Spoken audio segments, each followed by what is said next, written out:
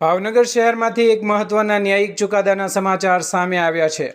2 વર્ષ અગાઉ વર્તેજ વિસ્તારમાં માત્ર 4 વર્ષ અને 8 માસની માસૂમ બાળકી પર દુષ્કર્મ આચરનાર આરોપીને ભાવનગરની સ્પેશિયલ પોક્સો કોર્ટે કડકમાં કડક સજા ફટકારી હતી। મળતી માહિતી અનુસાર વર્ષ 2024માં આરોપી અજય રાયમલભાઈ પરમારે માસૂમ બાળકીને લલચાવી તેની સાથે ગંભીર જાતિ અત્યાચાર ગુજાર્યો હતો। બનાવ બાદ બાળકીની માતાએ વર્તેજ પોલીસ સ્ટેશનમાં ફરિયાદ નોંધાવી હતી।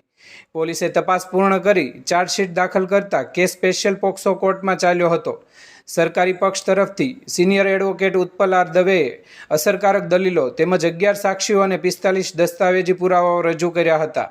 તમામ પુરાવાઓને ધ્યાને લઈને કોર્ટે આરોપીને દોષિત ઠેરવી તેની બાકીની સમગ્ર જિંદગીના છેલ્લા શ્વાસ સુધી જેલમાં રહેવાની સખત સજા ફટકારી છે। સાથે જ ₹1,05,000નો દંડ પણ ફટકારવામાં આવ્યો છે। આ ઉપરાંત ભોગ બનનાર બાળકીના પુનર્વસન માટે કોર્ટે કુલ ₹6 લાખનું વળતર ચૂકવવાનો પણ હુકમ કર્યો છે।